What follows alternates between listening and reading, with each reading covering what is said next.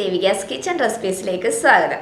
അപ്പോൾ ഇന്ന് ഞാൻ നല്ല ഈസി ആയിട്ട് ഉണ്ടാക്കാൻ പറ്റിയ നല്ല ഹെൽത്തി ആയിട്ടുള്ള ഒരു റിഫ്രഷിംഗ് ഡ്രിങ്ക് ആണ് ഉണ്ടാക്കുന്നത്. കുറച്ച് വെറൈറ്റി ആയിട്ടുള്ള ഒരു ലൈം ജ്യൂസ് ആണ്. ഇത് ചൂട് സമയത്തും അതുപോലെ നോമ്പ് തുറക്കൊക്കെ കഴിക്കാൻ പറ്റിയ നല്ലൊരു റിഫ്രഷിംഗ് ഡ്രിങ്ക് ആണ്. അപ്പോൾ നമുക്ക് വീഡിയോയിലേക്ക് പോകാം. ഒരു സ്പെഷ്യൽ ലൈം ജ്യൂസ് ഉണ്ടാക്കാം. അതിന് വേണ്ടിയിട്ട് ഞാനിവിടെ കുറച്ച് ക്യാരറ്റ് എടുത്തിട്ടുണ്ട്. ഇതിപ്പോൾ ഞാൻ മീഡിയം സൈസിലുള്ള ഒരു ക്യാരറ്റാണ് എടുത്തിരിക്കുന്നത്. ചെറുതായിട്ട് സ്ലൈസ് ചെയ്തെടുത്തിട്ടുണ്ട്.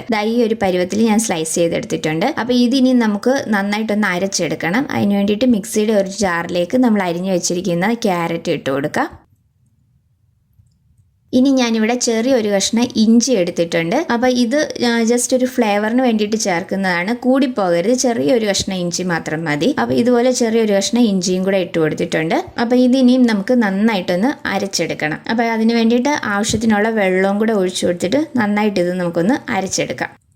അപ്പോൾ വെള്ളം കൂടി പോകരുത്, അപ്പം നന്നായിട്ട് അരഞ്ഞു കിട്ടത്തില്ല. ഈ ഒരു പരുവത്തിൽ വെള്ളം ഒഴിച്ചിട്ട് നമുക്ക് നന്നായിട്ട് അരച്ചെടുക്കാം. അപ്പോൾ അതാ ഞാനിവിടെ അരച്ചെടുത്ത് കൊണ്ടുവന്നിട്ടുണ്ട്.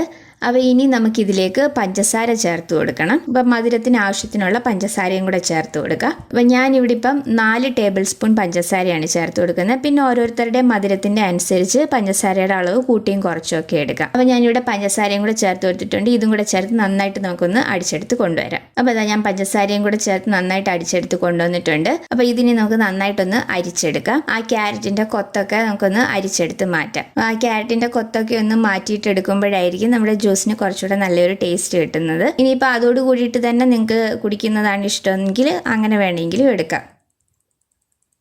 അപ്പോൾ ഞാനിപ്പോൾ ഇതൊന്ന് അരിച്ചെടുത്ത് വെച്ചിട്ടുണ്ട്. അപ്പോൾ ഇനി നമുക്ക് ഇതിലേക്ക് ആവശ്യത്തിനുള്ള വെള്ളവും കൂടെ ഒഴിച്ചു കൊടുക്കാം. അപ്പം ഞാനിപ്പം തണുത്ത വെള്ളമാണ് എടുത്തിരിക്കുന്നത്. നിങ്ങൾക്ക് ഫ്രിഡ്ജിൽ വെച്ചിട്ട് തണുപ്പിച്ചിട്ട് ഉള്ള വെള്ളം വേണമെങ്കിൽ അങ്ങനെ എടുക്കാം. അത് നിങ്ങളുടെ ഇഷ്ടം അനുസരിച്ച് നമുക്ക് ജ്യൂസ് എത്ര വേണോ അതിനനുസരിച്ചുള്ള വെള്ളം ചേർത്ത് കൊടുക്കാം. അപ്പോൾ ഇനി നമുക്കിതിലേക്ക് നാരങ്ങ ചേർത്ത് കൊടുക്കാം. അപ്പം ഞാൻ ഈ ഒരു വലിപ്പത്തിലുള്ള 2 നാരങ്ങയാണ് ഇതിലേക്ക് പിഴിഞ്ഞ് ചേർക്കുന്നത്.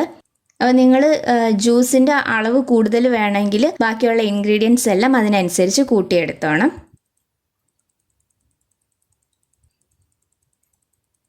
അപ്പം ഞാൻ നാരങ്ങ എല്ലാം പിഴിഞ്ഞെടുത്തിട്ടുണ്ട്. ഇനി ഞാൻ ഇതിലേക്ക് സബ്ജ സീഡ്സ് സോക്ക് ചെയ്തതും കൂടെ ചേർത്ത് കൊടുക്കുന്നുണ്ട്. ഇത് ഓപ്ഷനിലാണ്, നിങ്ങൾക്ക് ഇഷ്ടമുണ്ടെങ്കിൽ മാത്രം ചേർത്താൽ മതി. എൻ്റെ കയ്യിൽ ഉണ്ടായിരുന്നത് കൊണ്ട് ഞാൻ ചേർത്തതാണ്. അതും കൂടെ ചേർത്ത് നന്നായിട്ടെല്ലാം ഒന്ന് മിക്സ് ചെയ്തെടുത്തിട്ടുണ്ട്. അപ്പോൾ ഇനിയും നിങ്ങൾക്ക് ഐസ് ക്യൂബ്സ് വേണമെന്നുണ്ടെങ്കിൽ ഐസ് ക്യൂബ്സും കൂടെ ഇട്ട് കൊടുക്കാം. അപ്പം ഞാനിപ്പോൾ ഐസ് ക്യൂബ്സും കൂടെ ഇട്ട് കൊടുക്കുന്നുണ്ട്.